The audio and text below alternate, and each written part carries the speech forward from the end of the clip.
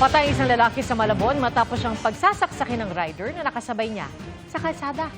Ang biktima pinagsilosan lang umano matapos paghinalaang manliligaw ng live-in partner ng suspect.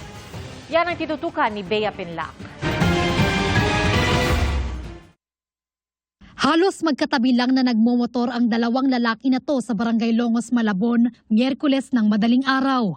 Hindi na nahagip sa CCTV ang mga sumunod na nangyari, pero kitang tumigil ang dalawa sa tabi ng kalsada. Maya-maya, isa na lang ang motor na nakitang umalis sa lugar. Ang isa pang lalaki, sunod nang nakitang nakabulagta, duguan at wala ng buhay sa tabi ng kanyang nakatumba ng motor. Ayon sa pulisya, pinagsasaksak na siya sa tagiliran ng tumakas na suspect at ang pinag-ugatan umano ng krimen, selos.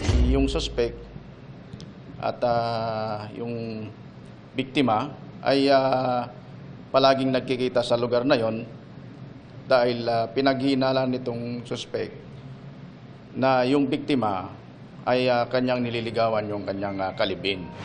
Bukod sa patalim na ginamit sa krimen, nakuha rin mula sa crime scene ang isang sachet ng hinihinalang marijuana na umano'y pagmamayari ng biktima. Dati na raw nakulong ang 20 taong gulang na biktima dahil sa iligal na droga. Sa ating pag-imbestiga ay gumagamit siya ng pinagbabawal na droga. Huwebes ng hapon, naaresto ang 28 anyos na suspect sa Caloocan. Sinubukan namin kunin ang panig ng suspect, pero ang tanging sagot nito, sa abogado na lang po magsasalita. reklamong murder ang kinakaharap niya. Para sa GMA Integrated News, Bea Pinlac, nakatutok 24 oras.